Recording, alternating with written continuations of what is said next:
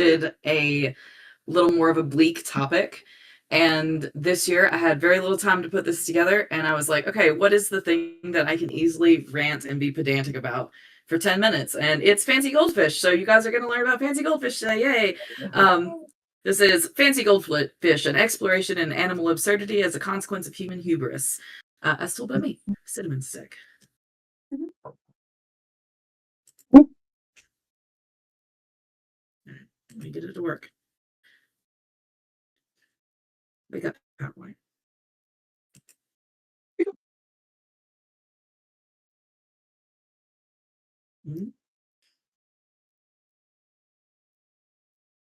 Okay, stand by for technical difficulties. Cool. I like the picture. Very cute. This is from a Japanese classic Japanese story about I think he's a bubble seller. This little goldfish. Okay, here we go. I think.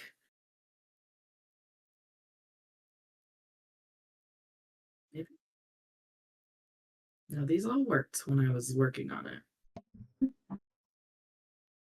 Okay, so what are fancy goldfish? We'll see if my animations work. They're the pugs of the fish world. So if you're looking at, if you ever like looked at a goldfish, especially fancy goldfish, these guys are overly domesticated, like way too over domesticated, descendants of the Prussian carp. They were selectively bred in China 1,000 years ago, and roughly 1,000 years ago. Oh my god, my PowerPoint running ahead of me.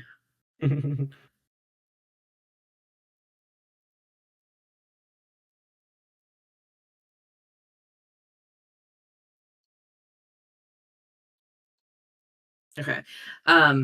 They were bred largely for things like color, body shape, the general vibes that the fish had.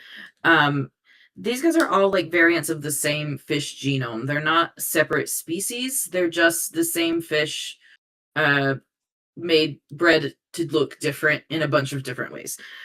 Most of the varieties are like, what if we took this fish and we made it rounder and puffier and cuter? What can we, how crazy can we make it? Their purpose in life is to look fancy, float dramatically, and test the limits of natural selection. These guys are notoriously from, as mentioned, from China. Well, my PowerPoint will catch up to me here in just a moment. But the basics here are that the carp started getting bred. Basically, people were like found like a shiny variant of a carp. They were like, "Ooh, he's orange. This guy's orange. That's so cool. Let's breed that orange and see how orange we can make this fish."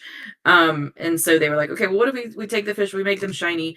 And over time, that selective breeding sort of spiraled into this ornamental fish as a status symbol. So having these ponds were considered to be like a reflection of, how many people did you have that could tend your ponds? How healthy were your fish? How many different types of fish did you have? Did you have certain variants? For example, having like a black fish and a white fish was considered to be very harmonious and a very balanced thing to have. This is also where we get, we'll talk a little bit more about bowls in a minute, but this is also where we get the idea that goldfish live in bowls. Americans or like people from the West went over to China, and we saw fish in bowls, and we were like, oh, well, that's how they must be kept all the time. In reality, they were actually pulled from ponds, bigger ponds that were kept outside, and put into the bowls for temporary selective viewing. Really interesting thing, you can kind of see this sort of like fish as a status symbol, very heavily reflected in a lot of healthcare settings. So like a dentist's office, doctor's office, you go in, a lot of places, there's a little bit of like cultural belief that if you have like a clean fish tank in your front lobby, people will think that you your business is a little more, it's like a subconscious thing, but it's a little more like nurturing and caring. It's a status symbol in itself. It did start out priority for these guys to be healthy. Healthy fish meant that you were doing all the right things. But as the fish got rounder and cuter, that kind of started to matter a lot less. So for those of you who are interested in the technicals, these guys started coming around during the Tang Dynasty is when we would have found these guys coming into the picture as just like orange versions of carp. And then we move into the Song Dynasty, and that's when we start breeding for selective traits. And then we move into the Qing and Ming dynasties, and that's where we really start to see it go super off the rails and start getting some kind of wacky variations, which we are going to look at. So first, we're going to talk about, real quick, just some common myths about goldfish, because there are a lot of common myths. Biggest common myth is that goldfish live in bowls, that these are bowl dwellers. This is debunked a lot in recent years, so not as many people believe this, but it still kind of happens sometimes. That they're low maintenance fish, that they are just like your basic starter fish, that they have terrible memories. You've heard of goldfishes, terrible, they only remember for like 6 seconds. They're really like, they have no retention, not true, and that they stay small. These are all really big myths. So fancy goldfish, they don't live in bowls. As mentioned before, the bowls were just a display element. So you would scoop them out, put them into a bowl for viewing so that you could see all the pretty colors, and like the bowl would like kind of emphasize the qualities of the fish that looked healthy and happy. And in reality, fancy goldfish require a minimum of 20 gallons each. So if you are keeping 3 fancy goldfish, you have to have up to 60 gallon. You have to have a 60-gallon fish tank. Common goldfish, which are your longer bodied fish, and koi fish in particular, require a lot more. In fact, koi fish in particular are recommended to be not kept in tanks at all because they require a significant amount of space. They are really pond dwelling fish. Low maintenance, as if 20 gallons a piece per fish isn't enough. That's a ton of space and a lot of tank to take care of. They also produce an abundance of ammonia in their waste and will poison themselves with their own poo if you do not clean their tank regularly enough.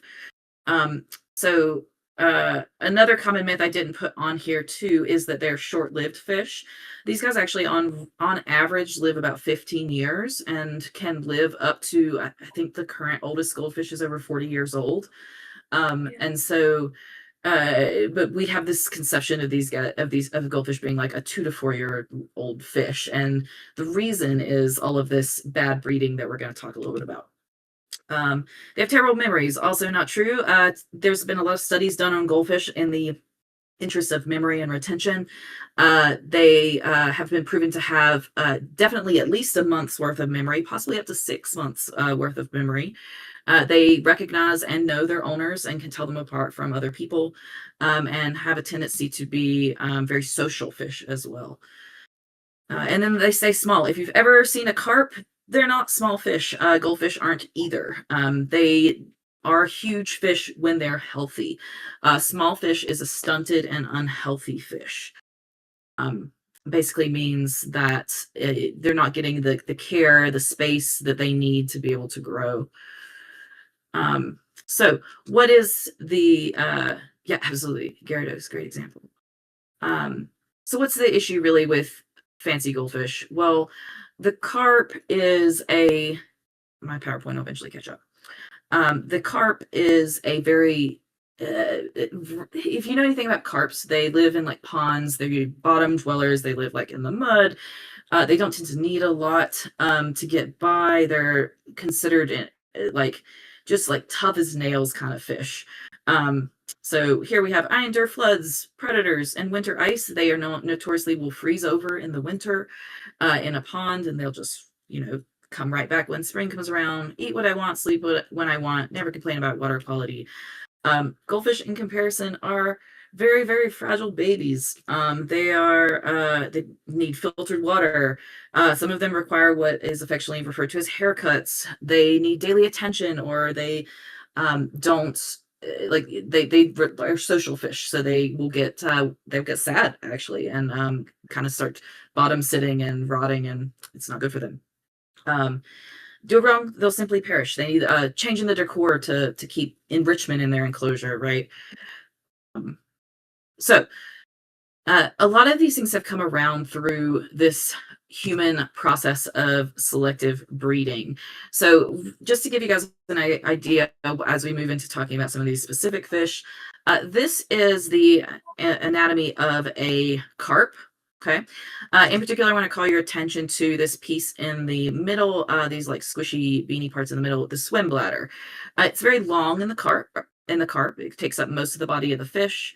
It is not very impacted by other organs. Most of them sit under. The bones are over top protecting it. It is not so in the fancy goldfish. The fancy goldfish, we have bred this guy to be so compact and tiny, and we have squished all of its organs into the teeniest little space possible. And so they have what's called this swim bladder that keeps them afloat and buoyant. You guys have probably heard of like the upside down goldfish is a really common thing in visual and things. Seen it, and that is due to this swim bladder being impacted by things. So when I talk about swim bladder, as we look at some of these guys, that's what I'm referring to.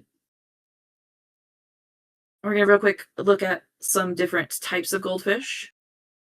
First, we have the oranda. These guys are the fish that some people like to say they have like a brain on their head. That's called a win.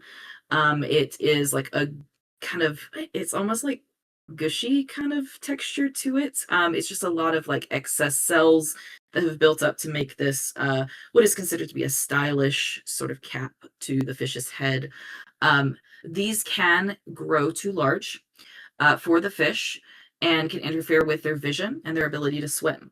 They can get too big and too heavy, and they weight forward, and the fish cannot like eat or swim, as is the case with this fella that I've grabbed a picture of. In cases such as this, you literally do kind of give it a haircut. You trim the excess off of the top of the fish. Yeah, absolutely trim fish, for sure.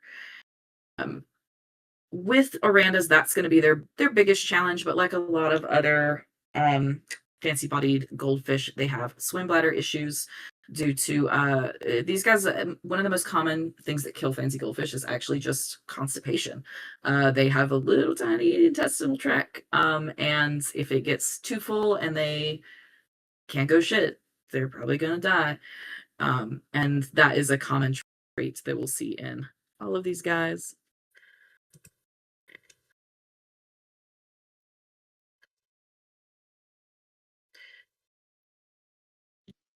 It'd be so cool if PowerPoint would work with me today.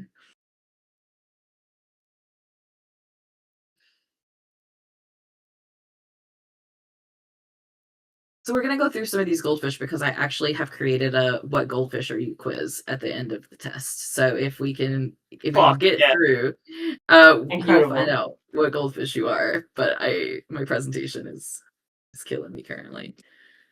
You got this. I believe in you.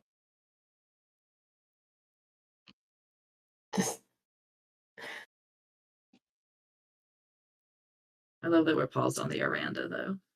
I really love Oranda. his It's little Yeah, peering into your soul. Oranda. And that name is nice. I like it. It did happen Oranda. to me last year too. Yeah, yeah. Punished by technology. Is technology you have I know scorned. it's really not fair because my PowerPoints they have such good animations and shit, and then my internet. I pay good money for good internet too, so it kind of sucks.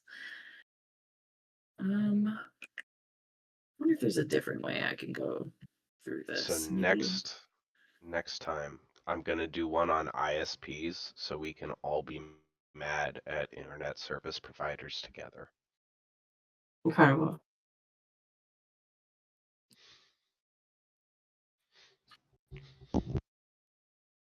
Come on. If I can even get it to close, I'll just literally just screenshot it and send it to the chat.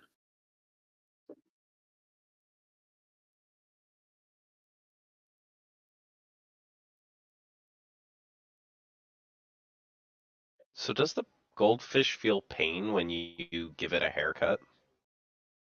That's a good question. Not to our knowledge.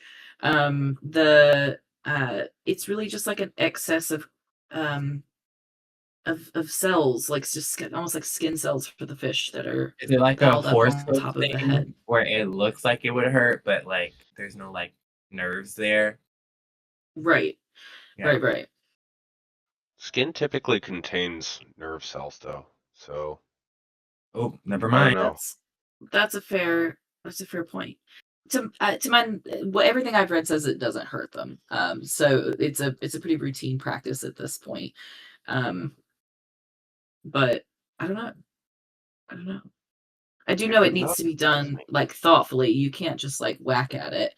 Um, you have to kind of be thoughtful about where you cut.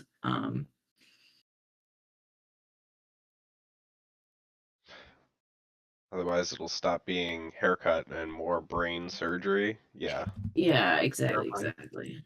If sharing your screen might be slowing your processor down, if you wanted to stop that and see if it'll catch back up, I'm not sure. If you have a better plan, that's also good. No, that Aranda, good to go. We can move to the next slide. All right, this is the Ryukin. This is one of my personal favorites. If we want to click through the animations to get the text on screen. Their biggest issue, there's just three. They have this extra deep body. It creates a high risk of buoyancy issues. Again, that swim bladder pressing in. The body is like been bred to basically like the higher the back on these guys, the fancier the fish. They are expected to have tiny little heads. Sometimes the back of the body can actually hump forward if the breeding is bad enough and the fish is stunted enough that it creates like it's a very silly look. This Ryukin in particular is pretty decent with the breeding and a very pretty fish, so I put it on here. But they just can't swim as well as the carp can.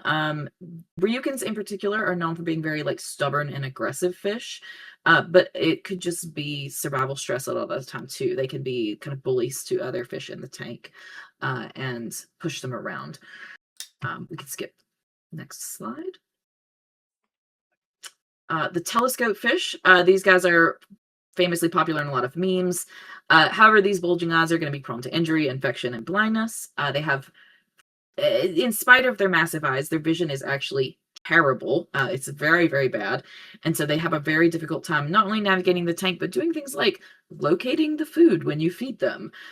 Sometimes telescopes have to be like more or less hand fed to ensure that they eat because they just can't get to the food.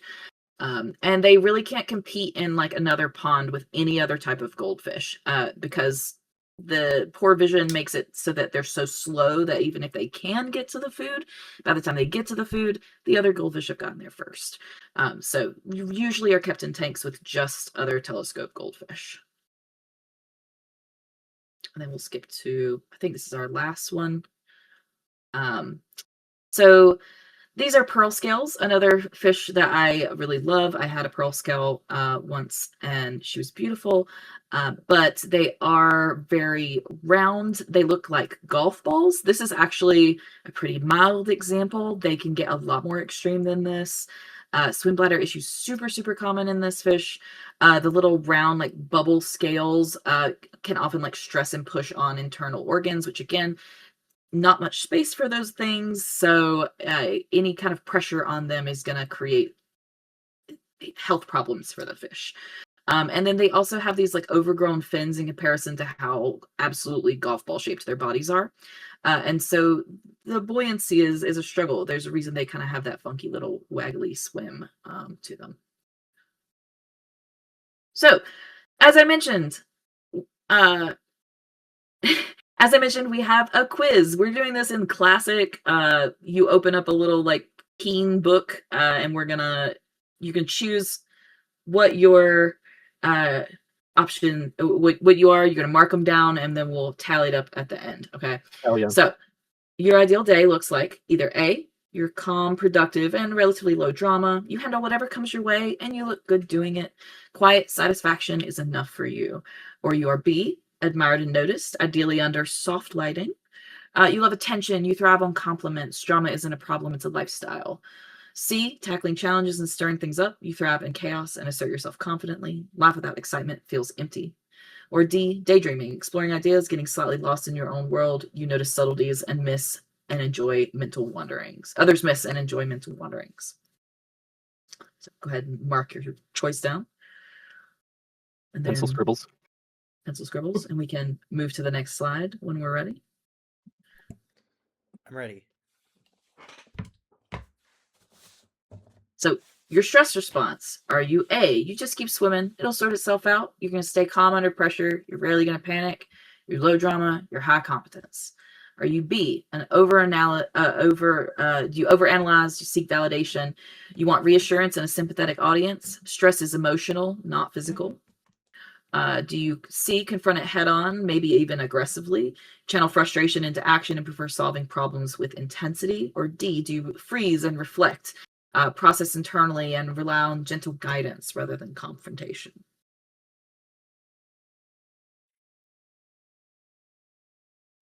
And we can move along.